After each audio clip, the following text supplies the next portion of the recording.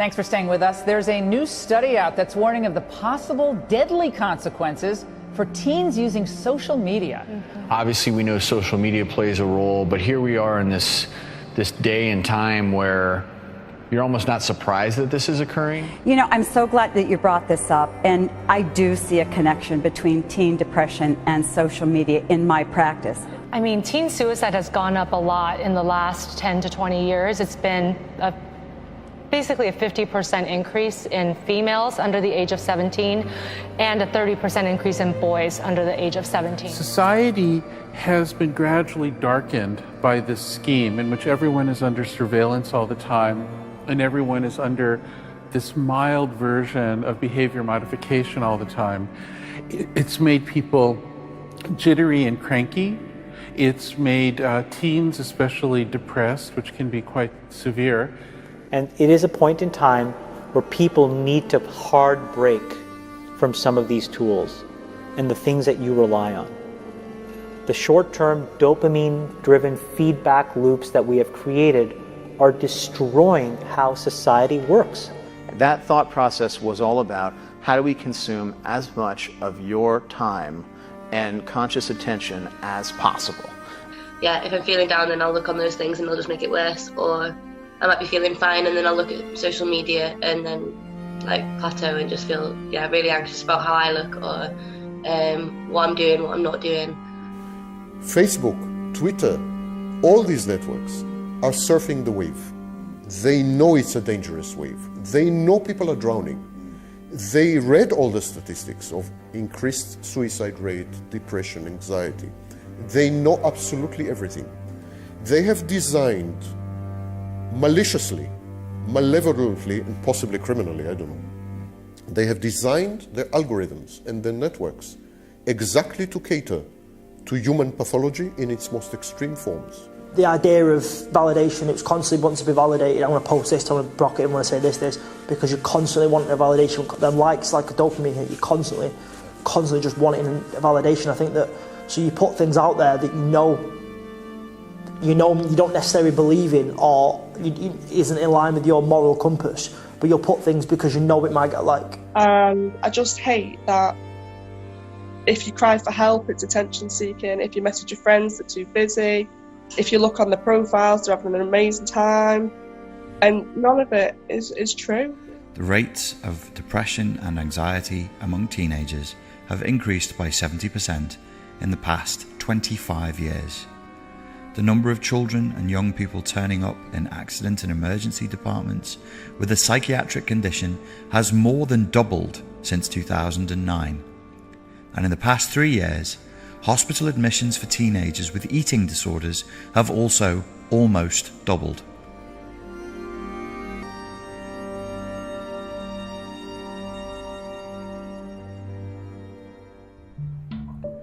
We all already know that too much social media use might not be a good thing, but that like many bad habits, if moderated, ultimately its use might be harmless.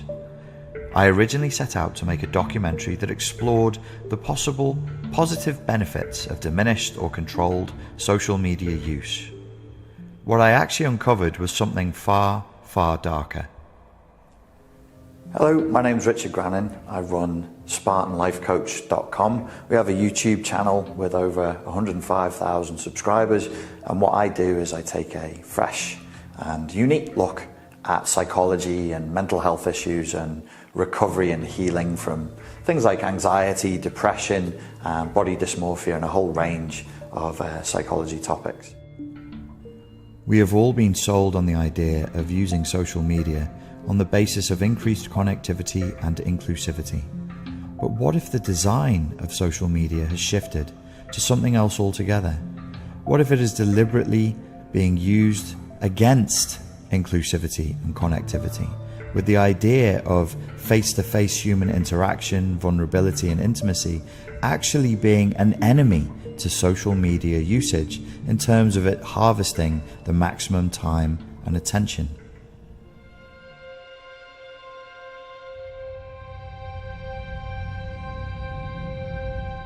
In this documentary, we will be exploring the hidden toxicity of social media use. We are not going to be telling you not to use social media or to throw your smartphones away, but we do want people to understand the way that algorithms and artificial intelligence that you engage with when you open your smartphone and use social media affect and condition your brain and the dopamine reward system and your central nervous system and even your very perceptions of reality itself.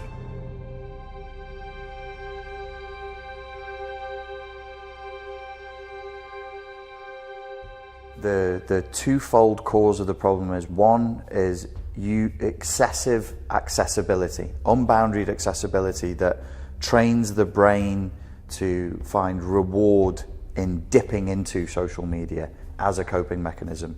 So you get people dipping and dipping and dipping and they're constantly pulling their phones out.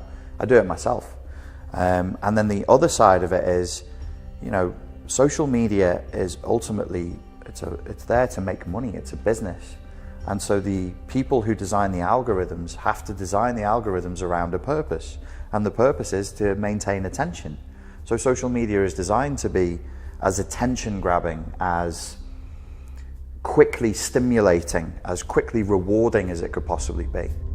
Wanting to find out more about the negative effects of social media on young people's mental health, I sat down with psychology professor Sam Vaknin. About halfway through shooting this documentary, we had the opportunity to sit down with Sam Vaknin, and I thought we were going to have a general conversation about some of the ill effects on a person's mental health that excessive and unbounded use of social media might have. What we uncovered, and what Sam explained to me, was far, far darker. That actually social media intrinsically may be designed to provoke feelings of confrontation, feelings of resentment, feelings even of hatred, anger and aggression, just to keep people's time and attention focused more on social media. Sean Parker said it openly, explicitly. We are trying to harvest as much of people's time and attention as we can. And why? For gain. It's capitalism. They're doing it for profit. The more human beings who are looking at Facebook and Instagram for longer, or Snapchat or whatever it is, then the more value that platform has economically. It was designed to condition them and to some extent addict. It's more conditioning, but designed to condition them. Once they got conditioned, they reacted like any conditioned or addict. They developed depression and anxiety. Yeah. However, when you develop depression and anxiety in reality has the capacity to cure you, to heal, via what we call the reality test. Reality keeps sending you messages that intrude on your depression and anxiety. So, for example, a beautiful girl smiles at you. You are promoted at work. I mean, something happened. I mean, gradually, and this is how we overcome grief. Yeah. Grief, for example. Time heals everything. What do you do if you are firewalled from reality and you live in a toxic environment that gets increasingly more toxic, where you're exposed only to toxic messages and where you are engaged in a toxic activity of social ranking, which is made public in order to shame you and motivate you to further go into the toxicity? It's a self-perpetuating loop. You have no countervailing influences. And so it becomes what we would define as psychotic disorder. I mean, it's a psychotic world. It's a bubble. So it's the first time it's happening in human history. I have no way to predict what would such a billion people do. Sure. Because they're spread everywhere. And they are men and women, and they are of all age groups, and they are all socioeconomic strata, and all education levels. I mean, it's not, they're not limited. They are more or less like seeds. And in this sense, they're an epidemic. My name is Jonathan Bertrand. I'm from Orlando, Florida, USA, or United States, and I am the pioneer of social media awareness. This came about because I was bullied online, and I had two options: pull the trigger or seek help and develop a new outlet. And that was social media. And over the course of 8 years, I ended up developing what I call the social media persona through a theory that I developed called the triple conscious theory. And through that persona, I understood the impacts not only on my personal life, but also business life. And then eventually I found out that it affected more than just me. It affected everyone. So I developed what I call social media awareness in 2015, and it expanded to just my local school of Florida A&M, and it went beyond that to a global reach. And now I'm on a mission to start promoting social media awareness beyond just here in the States, but internationally. And when I was at National Council and I spoke, if you ever listen to the interview that I had online, you can actually hear them laughing at me. And what they don't show is the other side of the room of 300 executives. And these executives laughed at me because when I said, you think you know social media, but you don't. One guy actually stood up and said, why are you here? This is about marketing and branding, not mental and behavioral health. And I said, huh? The look on my face was confused because I'm like, what are you talking about? This is what social media is. It is marketing and branding, but it's all about mental health. I sat down with some students from Liverpool University to hear how they felt about social media usage. So one of the people that we interviewed is a professor. He was saying that what actually is happening is you're being rewarded for being controversial and punished for not being controversial. So if you say something is neutral, you just get ignored because the punishment reward system is either you're noticed or you're ignored. Now, if you're rewarded for being controversial and punished for not being controversial, you're training people to be controversial. You're training people to be like a wind-up. Well, I mentioned before that social media is a conditioning tool, not an addictive tool, but a conditioning tool, and that it uses relative positioning. But what are the emotions that are attached to relative positioning? Well, the first one is envy, of course. So social media are constructed around envy, pathological envy. They are purveyors of pathological envy and amplifiers of pathological envy. And they quantify via various ranking algorithms. They quantify envy with likes, with retweets. So they quantify envy, and then they leverage envy to motivate you. In other words, they use envy to cause you to adopt some course of action. So they weaponize envy. Do you remember what it was over? It was just over like something really petty, to be honest. Someone messaged me and I just had a huge argument with him because he didn't like the fact who I was born, didn't like the fact I was born a boy, so he kind of just went off on one, and it was my fault, and if it was my fault, you made me fall for the fact that you were a biological woman, right. And I'm like, I didn't make you fall for nothing. I was like, listening to me, we're living in the 21st century, and it just went up. Messaging or publicly, was it? It was messaging. Right. But then he did lead into comments, because I blocked him from messaging me. Yeah. Didn't block him from Facebook. Yeah. Then he went on my Facebook and commented on a few things, everyone needs to know that this is a tranny. Right. Then I deleted the comments and blocked them altogether. Yeah. But the argument was just ridiculous. And do you think that he was talking to you in a way that he wouldn't have done if he was face to face? Yeah, of course. Yeah. Because it wouldn't be the same reaction from me, to be honest. But what is far more common is not actual violence, it's emotional violence, it's psychological violence. At least I can have an impact on you. If I can torture you, if I can make you harm yourself or even kill yourself, then I have meaning, I have power, I have agency in the world. That in the face of all this beauty and wonderfulness and the best of everything and just the sheer numbers of people, I'm meaningless, I'm insignificant. And I loathe that, I hate that, and it makes me feel disenfranchised, anxious, and very, very aggressive. It's no wonder that these platforms ended up being platforms for hate speech, for fake news, for bullying, cyberbullying, for no wonder at all. They were built for this. Yes. They were absolutely built for this. Consider, for example, Twitter. Twitter limited the number of characters until recently to 140, now they increased it to 160. But never mind, 140. What we know is that aggressive speech acts are much shorter. I'm serious completely. So in terms of finding events, social activism, there's useful things there, connecting with your mates, there's useful stuff there. And I like what you're saying. I don't agree with it, but I like it because it's optimistic. And I think it's an idealism that I'd like to aspire to, which is it's just a tool, it's neutral. So if the intent is good, then it should be okay.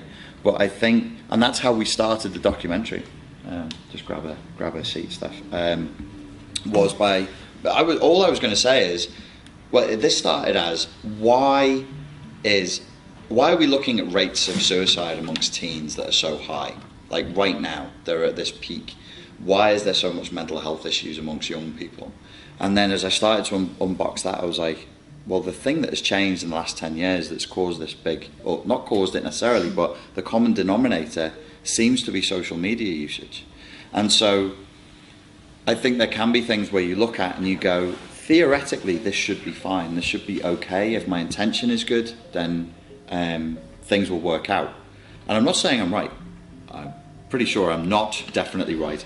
But the idea being that even if the intention is good, because the algorithms are set the way they are, and human psychology being the way it is, it still can have a negative influence. That's the thing, I agree. You agree with that, yeah? Yeah, I mean, you may say social media is neutral, but we are human beings. Yeah. I mean, we make mistakes. Yeah. Sometimes you use things too much and it hurts us. Yeah. I mean, people smoke every day even though they know they get cancer. Mm-hmm. Yeah. Yet they still do it. Yeah. And I mean, there's reasons for it. Yeah. So maybe we quite simply don't understand either the reasons or ourselves. By every measure, social media is a risky behavior like sex, like drugs, like alcohol. We know this because we judge a risky behavior as something where when you participate, you expose yourself to potential harm. It's very easy to understand what the harm is with drinking and drugs because it's been around forever.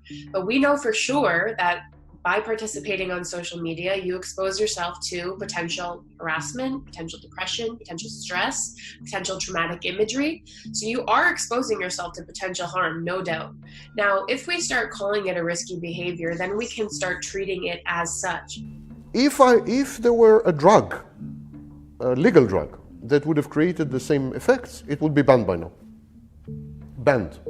If someone came up with a pill for, I don't know what, a muscle-enhancing pill, energy-giving pill, and teens would take it, and then suicide would shoot up 31%. The pill would be banned, don't you agree? Absolutely. That's what social media is doing. So then I can't say to people, you can have a little bit of this highly toxic substance. Of course you can. Yeah. And it's very telling that social media is not doing this. For example, why not limit the usage to 2 hours a day? Why not have a clock, an inbuilt clock, that I can use my Facebook only 2 hours. After 2 hours, Facebook will block me. I mean, I don't know too much about mental illness, but it seemed like I was depressed and a friend said I was. So, yeah, I was depressed, let's just say that. And that was exactly what I did. Just spiraled down deep in my own thoughts, in my own mind, basically. And when your mind constantly, or not your mind, yourself, because I mean, well, it has to be yourself, I guess. When you yourself tell you constantly you're shit, well, you start believing it. You start believing it. So you start believing that, and you don't believe in yourself. Yeah. I mean, and that's the opposite. That's not loving yourself. Because if you love yourself, you would also believe in yourself, and that would make you able to do things. Because if you don't believe in yourself, you don't have the confidence.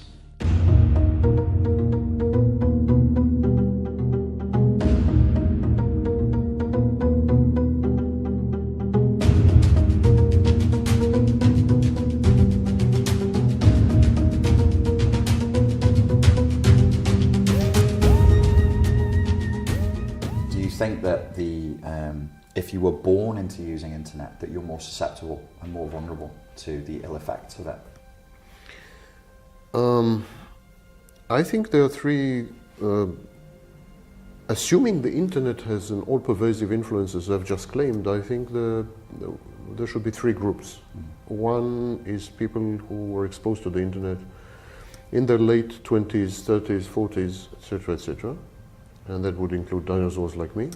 Then people who were exposed to the internet during adolescence, and digital natives who were exposed to the internet during the formative years, which were born with a tablet and were exposed to the internet.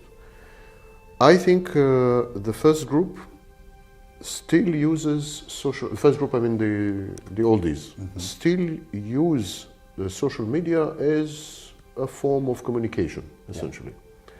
reconnecting with old flames and old pals and so on and so forth, creating social network in the full sense of the word, communicating as they would have done on a telephone or or earlier via mail, post office. So they would see social media as a natural extension of the telegraph and the telephone and the post office and so on. And therefore, I think they would miss out on all the pernicious effects of social media, because they would limit their communication to the swapping of information, the expression of very basic emotions, and the coordination of meetings, essentially. Yeah. And that's where it will end.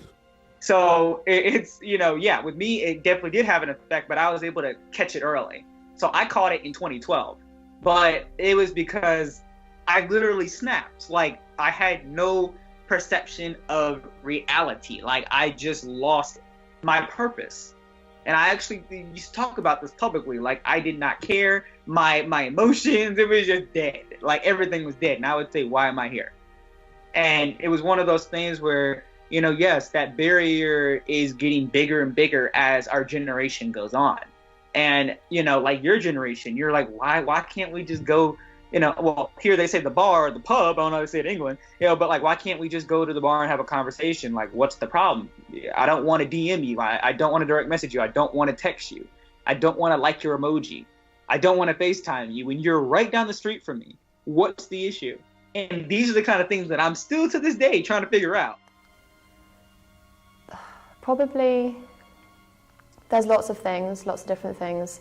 I think it's got a grip on me. Like, definitely, I'll be with my fiance and I'll unknowingly just have I'll bring out my phone and then he'll be like, oh, why do you need your phone? And I'll be like, oh, I just need to check something.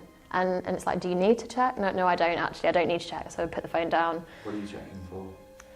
Just like messages or like WhatsApp groups, all these group chats you have on Facebook.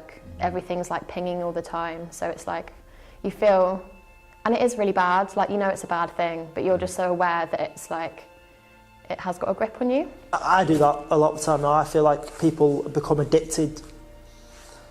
A lot of people can't be in the present moment. It's like they're there, but they're not really there. And they're always... It's like you go to a dinner or you go to get food or whatever, and they're just sat on the phone. And I think you only notice it once you step outside and you're not on your phone, you see someone else. Right. And you're trying to have a conversation, and you're trying to be genuine with them, and you can't be genuine with them at all. We have intelligence, we have imagination. But the further we go into symbolism, the further we are away from reality. And the further away from reality you are, the more insane you are, by definition. Nobody in the mental health community would argue with that. You can't abandon reality and not expect mental health issues. And the primary mental health issues that this will cause will be depression and anxiety. People will not feel good. And I think that's what's happening with these kids. They're investing in a symbolic world that has abandoned reality, that has really very little bearing on the reality that they live in, and they're sinking themselves deliberately, wholeheartedly, and with energy into delusion. Not just a singular delusion, though, a shared delusion. Therefore, social media usage could be effectively said to be mass psychosis. Social media is the world for digital natives. Right. There is no other world outside it. There is no reality outside it. Okay. They live inside social media. This is their, and this reminds me of the question you asked me about simulation. These are simulated people. They live inside a simulation. They are in the matrix already. They don't experience. They experience themselves as real people who are leading real lives, but they don't. Yeah. They are living in a matrix. Yeah. Social media is their reality. Bits and bytes are the instead of atoms, come instead of atoms. Their families are peers. And these peers are not real. They never see them or rarely see them face to face. They interact with digital renditions of other people, of objects, of places, of events, of... Yes. These are all digital, and in this sense, they are denizens of the matrix. If I look at the likes on my Instagram, most likes I get are on selfies, and if I post something about seeing a band I like or like a scenic view, I get like half the likes. And it encourages you to post more like self-obsessed things, like, you know, focus on your personal appearance rather than what you're interested in and parts of your personality. So in a way it can diminish your personality because you're just more focused on what you look like. I think narcissism is so common nowadays, don't you know? We're being rewarded. It's madness. I think for me, having suffered with an eating disorder before, like I said, there's like a big community online of kind of people in recovery and people supporting people trying to recover or supporting people to lose weight, and like having that showcasing their body image and that kind of thing, and it can become a very toxic environment, and without knowing you can get sucked in and be part of this. Selfies today constitute 60% of all activity on social network. We don't have statistics for the beginning, but I remember the beginning. And I remember when social network started, it was never about selfie. I don't remember selfies. Selfie became very prominent in 2015-14, and today it is 6 out of every 10 posts. In other words, 6 out of every 10 times we interact with ourselves. Yes.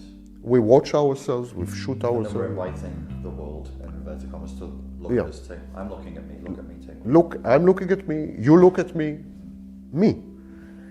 So we have a situation of making love to ourselves, literally, making love to ourselves psychologically, falling in love with ourselves.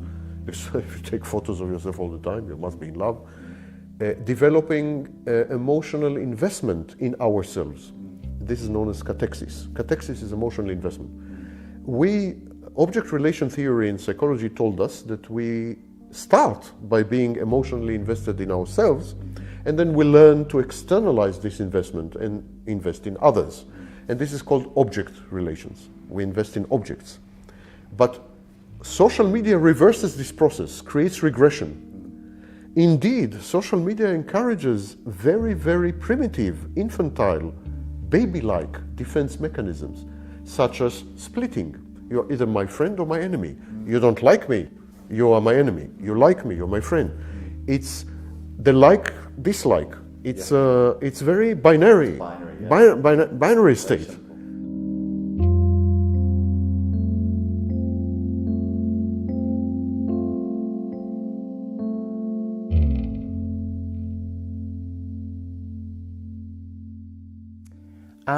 Well, when I obviously did the show, I didn't think about what was going to happen. I didn't have any expectations. I was just like, I'm doing this. I love singing. I'm going to do it. So I did it and had the reaction that I had, and I was very lucky to have that. But nobody can really kind of prepare you for what comes with it. And at 12, I had a Facebook page that was private, and I had all my settings private, and I only had friends on there. I didn't have Twitter. I didn't have Instagram. And then it was like, okay, you have to have these things. You have to have an official page. You have to like delete your private Facebook. You have to have a Twitter account, and it's all going to be official. And it's not going to be your friends. It's not going to be people you know. It's going to be people who watch a huge TV show, and you kind of open the doors for everybody's opinion. Everybody kind of who watches the show or watches anything always has an opinion on everything. But I guess I just wasn't prepared for kind of people that didn't know me to have so many opinions of me and so much to say about me. So I guess that opened my eyes to how things work when you're kind of in the public eye as such. And yeah, I had to get used to that quite quickly, that opinions would come flooding in and they weren't all going to be great. When somebody's involved in an online interaction and it's become fractious, and maybe it's an argument or they've actually decided to target somebody for bullying, and they actually type the words, "You should kill yourself," there's multiple levels to why they would do that. One level, yes, it would be that they don't really see the human. They're not being the human, they're not seeing the human, their humanity has dropped out because of this humanity break.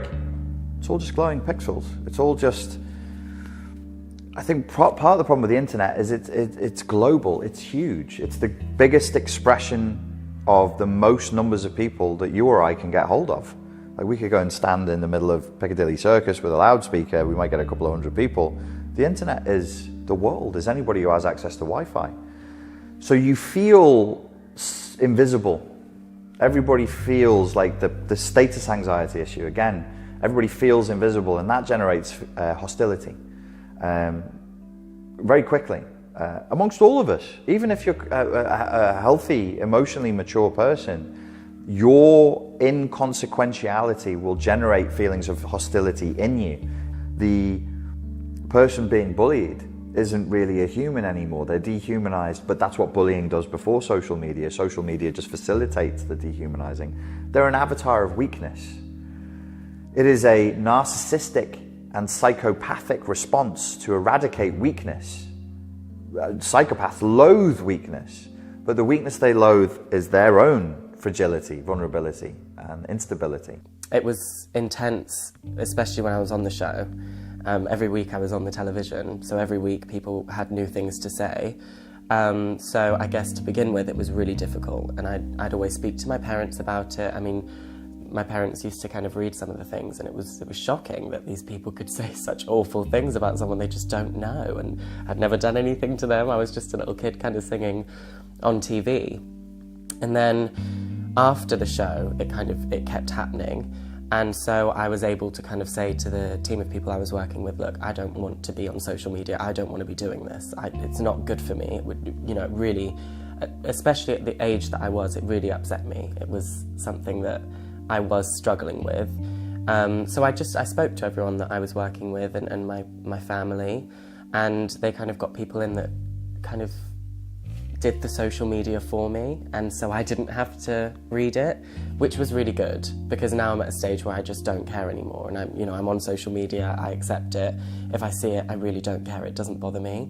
But it took a while to kind of accept that that's how it's going to work, and that's how society is. People are always going to have opinions, and they're not always going to be positive. I used to get bullied on Facebook, and things have been sent around about me on it which were unpleasant. Right. And I think it was on Snapchat as well, and Instagram as well. I've had them all. And was this a group of people who were bullying you in the real world as well? Were these kids at school? Yeah, it was when I was getting bullied in school as well. So they're bullying you at school, and then they'd continue it in cyberspace? Yeah. Okay. Do you think, obviously, that made it worse for you, I imagine? Yeah, it made me feel dead low, and that I was very depressed. Yeah.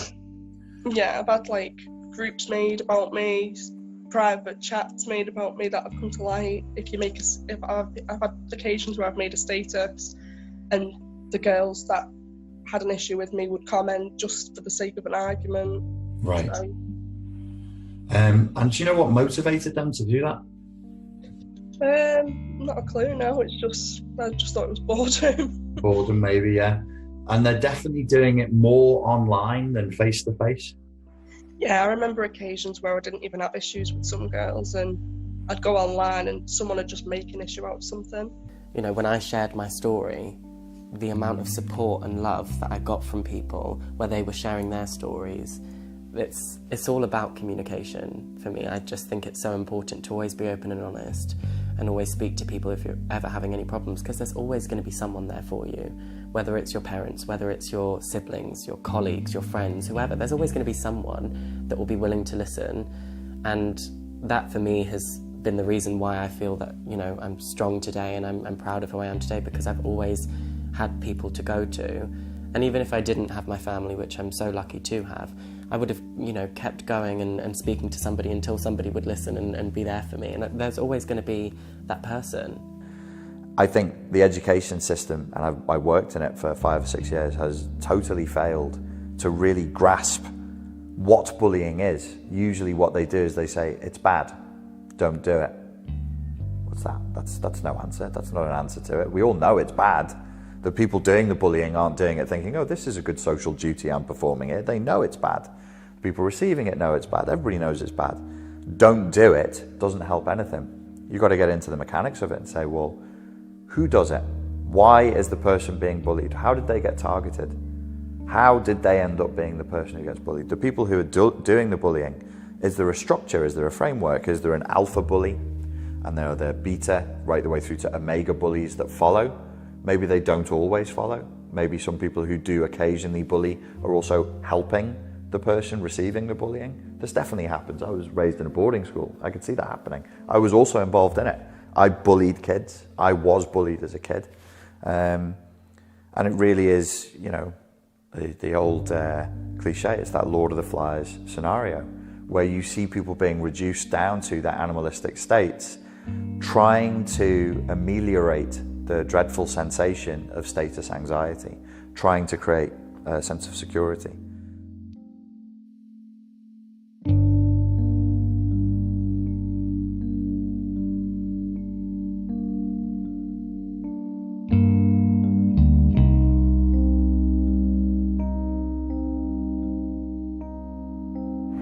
We're now beings that crave community and purpose, and we have no community. We've destroyed our own communities.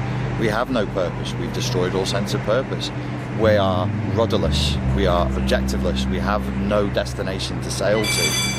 And as a consequence of that, we just turn on each other and turn on ourselves, and it's very, very painful. It's a very strange and dislocated time in which people find themselves completely isolated, even as they're surrounded by others, because we cannot offer the quality of time and attention and conscious awareness to each other, because we're giving it to the great big shiny God that we carry around inside of our pockets, that we all bow to each and every day.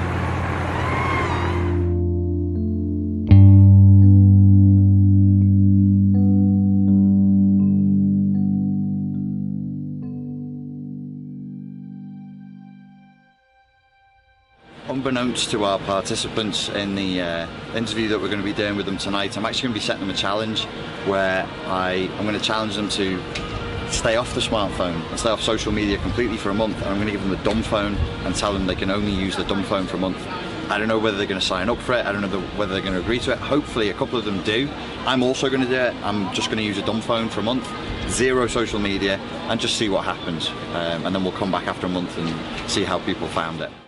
They grow up in a world where attention span is very truncated, where the emphasis is on communicating unbridled, sharp emotions, clear, very primitive, very infantile, where all the defense mechanisms are activated in every interaction, where aggression and similar negative emotions are freely expressed and used as means of social control, or peer control, to be more precise.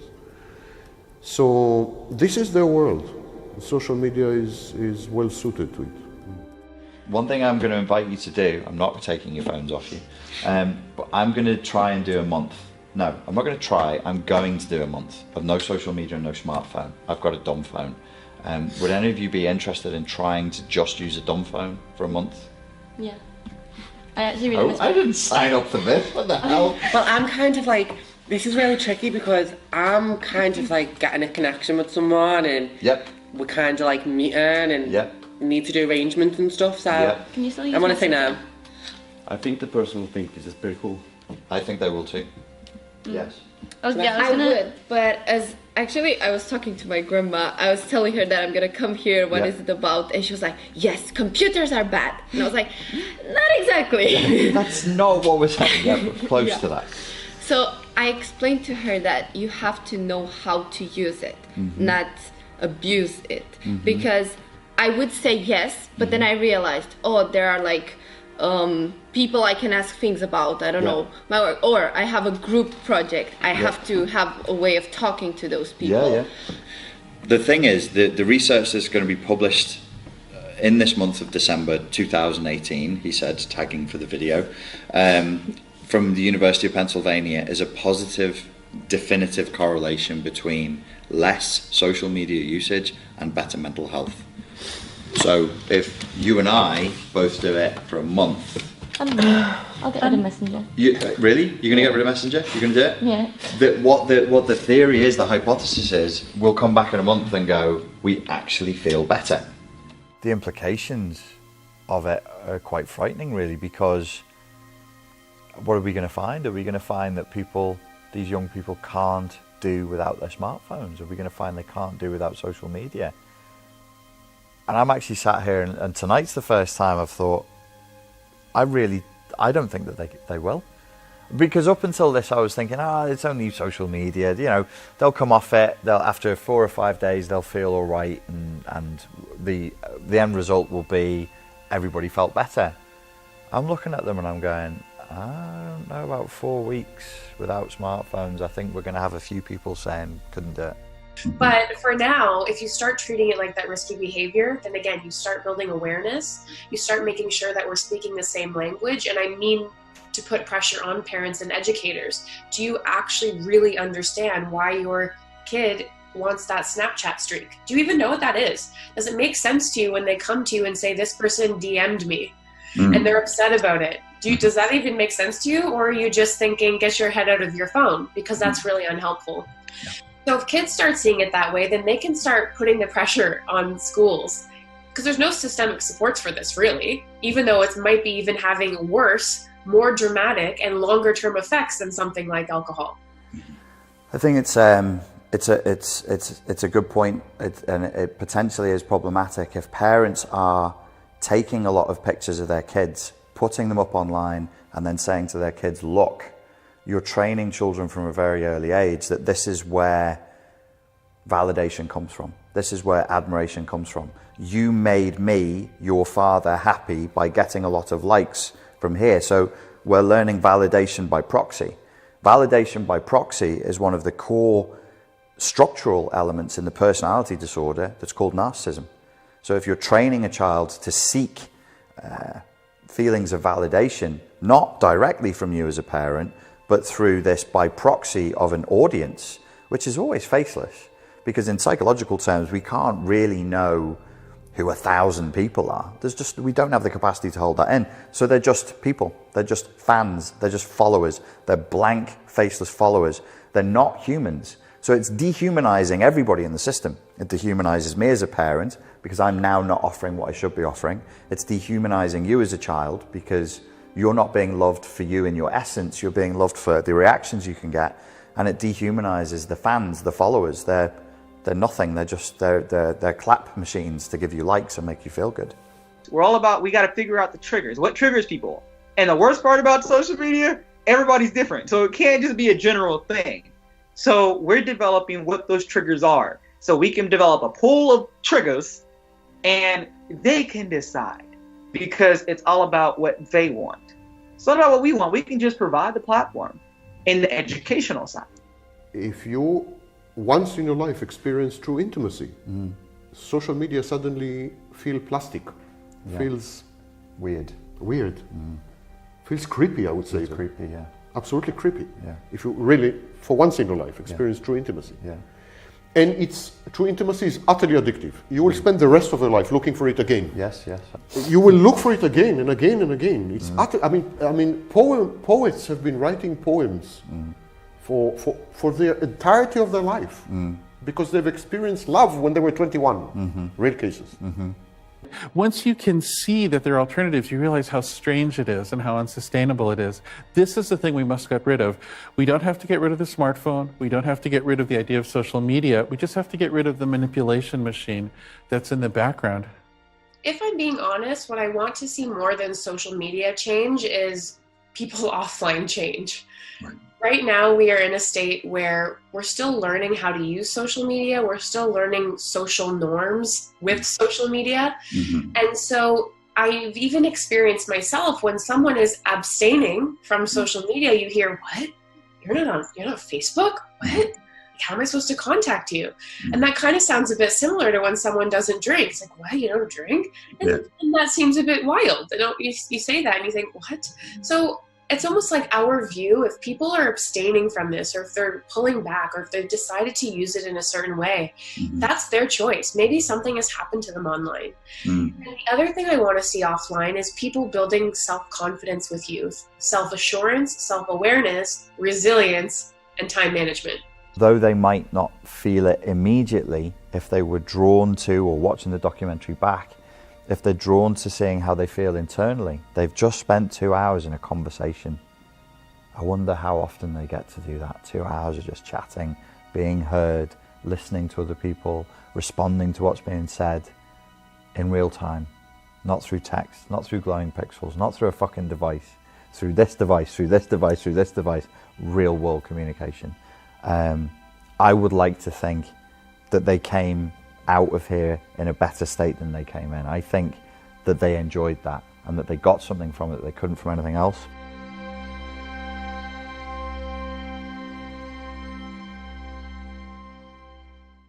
That's not the real question. The real question, why wasn't it done 10 years ago? Why wasn't it built that way? If the whole platform was built for addiction, as the chief engineer himself admits, if you knew that you were creating addiction, why didn't you limit the number of pills? Why didn't you limit the usage? Ab initio, from the very beginning. Why did you have to wait until, by a rough estimate, 20,000 teens died every year, every single year? Why did you have to wait for this to happen before you introduced a watch? It's exactly the same strategies of tobacco. Tobacco companies knew it's addictive. They introduced ingredients that made it addictive. Their advertising made it addictive. I mean, it was all about addiction. It's exactly the tobacco situation. And tobacco was addiction, not conditioning. Social media is conditioning. I can't emphasize how critical this distinction is. Addiction can be overcome. There are well-known techniques to counter addiction and reverse it and so on and so forth. Conditioning is much more difficult.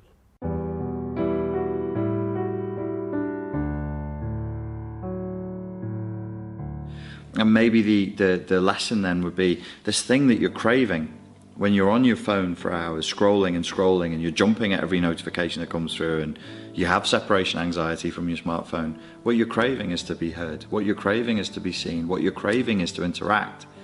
And you're not. It's fake. It's fake. It's a simulated hearing. It's a simulated seeing, a simulated interaction, and it always leaves you thirsting for more. Where the real world experience of interacting, with chatting with your mates or new friends or people you're enjoying a conversation with, that satisfies that urge. It slakes that thirst in a way that the artificial world just can't. Promises to and never delivers. It was good, but it was also frustrating. And I said in the interview before we all did this, that I would feel quite on edge, and I did, but for different reasons. Mainly because I just missed the tools that an iPhone or a smartphone brings. For example, maps as well. I was completely lost in my everyday life. And I don't necessarily think that's a bad thing. One of the things with this study is that it's a study on the effects of social media on mental health and not smartphones. But whether the two things are the same, that's up for debate. I think that the challenge of not being on any social media can be quite isolating, but I think on top of that, aspects of smartphones like accessing your email straight away, WhatsApp straight away, that's particularly isolating when I think the world has changed so much to how it used to be, and I've just grown up in this world where you need your phone 24/7 to have it, like, you know, there. It actually made me feel less of a robot who just scrolls without knowing how much time has passed. I've still been struggling to sleep. I've been writing down like my thoughts each day, so I'm just kind of briefly reading over those. Another thing that I noticed is that, like, day to day I'm happier just because I'm not comparing what I'm doing with what other people are doing, and I'm not trying to make what I'm doing look better than it is. So yeah, just obviously I think a bit more confident because of that. I did 5 days without social media, and 5 days doing without social media for me is a big issue, do you know what I mean? To stop all social media platforms and to not be in the centre of it all, like all the commotion or what's going on. You know, not to be in the centre of what's going on was so strange, do you know what I mean? And it was one of them feelings where, like, I felt a bit like I wasn't in the real world, and I know that social media isn't the real world, and I understand that, but it really did have psychological effects on my brain. It also had effects on me as a human being altogether, really. What makes us want to do this sort of thing is we don't belong here and we're trying to escape. And it's something to do with our sense of self, which is why narcissism is such a critical issue now, because we have this inflamed, intoxicated and toxic sense of self that renders us predatory and exploitative of each other. And it's something to do with what we're doing with our conscious awareness as it relates to self. And it's like an energetic system that's cannibalizing itself. It's turning back in on itself. It's not being used for anything. And I think we're just fundamentally uncomfortable in this level of reality, in this existence. We're not comfortable. There's a cognitive dissonance. We know that there's something missing, and it's an agitating and depressing feeling, and we're trying to ameliorate that feeling. We're trying to reduce it. And so, yeah, people have always gambled. They've always drank alcohol from the earliest times, the earliest drugs that go back, I mean, in recorded history to the ancient Greeks. We were always trying to get high. We were always trying to escape. And if there weren't any drugs available, we would use masochism. There were religious cults that would hurt themselves, they'd cut themselves, they'd beat themselves for that endorphin release, or they'd use sex, or they'd use fasting, or they'd use chanting, or they'd use dancing. We're all trying to escape this reality because it is so unbearable to us.